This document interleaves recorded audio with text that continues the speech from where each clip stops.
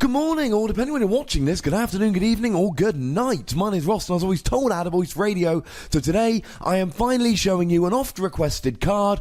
It is Lunala from the Pokémon Sun and Moon Strengthening Expansion Pack. I showed you Solgaleo a couple days ago. Today, it is Lunala's turn. Now, spoiler alert, although if you don't know Lunala's a Stage 2 by now, you've clearly not played the game or spoken to anyone about Pokémon Sun and Moon, or seen this card, or seen the GX where it's made very obvious. So Stage 2, having to use Rare Candy to evolve up makes it a lot slower, a lot less relevant. Resistance to fighting is always good. Weakness to dark is a bit of a pain, because obviously we've got Yveltal, who's been big for a while. I've been talking in my videos lately about Umbreon GX and how he could be quite good. I don't think Dark is a good weakness to have at the moment.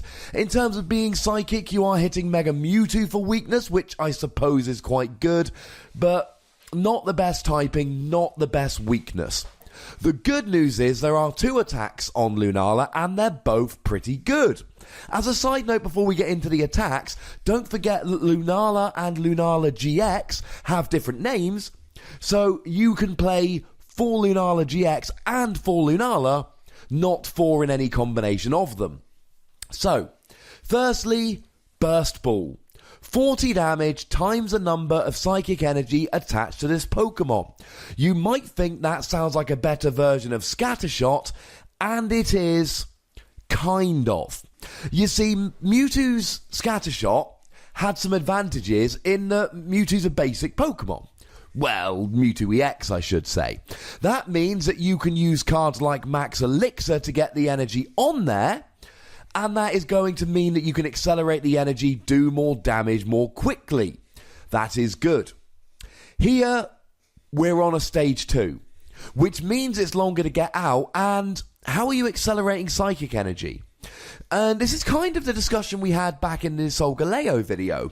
Yes, I suppose you can use Max Elixir onto the basic, but that's a little bit awkward. Or you could use Lurantis' first attack, but again, that's a little bit awkward here. It's not the easiest type to accelerate. With Fire, we've got Volcanion.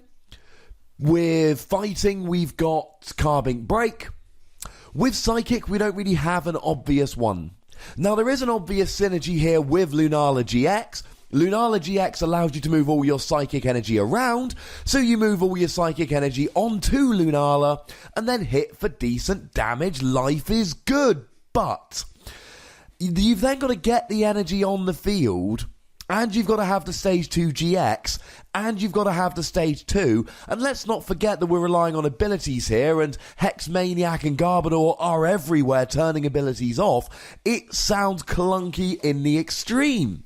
You could use something like a Mewtwo with Max Elixir, or a Mega Mewtwo with Mega Turbo, and then use Lunala GX's ability to move on to Lunala, but then we're relying on an EX or a Mega EX, and a Stage 2 GX, and a Stage 2 attacker. And don't forget that when Lunala goes down, you lose all the energy you've piled on. Now, the good news is here, 5 energy, 200 damage, 6 energy, 240. It adds up quickly. Now, what I could see here is a fun little one-off tech. If you're playing Lunala GX anyway, play one of the Stage 2, so that in the mid to late game, you use the ability, move all the energy onto this Lunala, and then take your last prize with this attack. In theory, this attack is great. If this was on a basic Pokemon, I would love it. Max Elixir, going quick, going early, really nice attack. I would be a fan. I'm not a fan on a Stage 2, because 2 energy, 80 damage, that's not that great. 3 energy, 120, that's not too great. It's really getting up to, say, 5 energy where this becomes a really good attack. That's too expensive. Second attack I like a little bit more. 3 psychic energy, 130 damage. Move all energy attached to this Pokemon to your bench in any way you like. So you get 3 energy onto a Lunala. You then do 130 damage, which is enough to KO your standard Stage 2. And then you can move the energy off so that if Lunala gets KO'd, you don't lose any of your energy. Heck, you could even just use this to move around your energy while doing 130 damage. But you're talking free psychic energy, which we've already discussed is not an easy type to accelerate, on a stage 2. So, when we add that all up, we've got expensive attacks on a stage 2 with a bad weakness that isn't hitting for a great weakness. I am not loving this, ladies and gentlemen. As a quick side note, Altar of the Moon will reduce the retreat cost of Psychic Pokemon by 2, so I do like the fact that the retreat cost of 2 here means Lunala has free retreat with Altar of the Moon.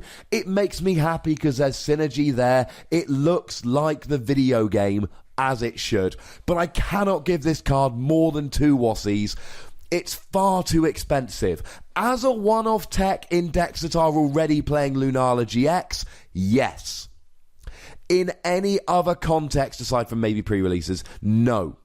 Now, you know the deal, ladies and gentlemen, there is a comment section. Tell me if I'm being a little bit too harsh. There are buttons to both like this video and subscribe to this channel. Please use them both. We hit 13,000 subscribers yesterday. I am delighted. Thank you to everyone that's subscribed. Go get some friends because we're getting closer and closer to 15,000. And that sounds like a milestone to me. Follow me on Twitter @TheWassie. And as always, the most important thing, look after yourselves until next time. Thank you very much for watching. My name's Ross and you've been watching PTCG Radio.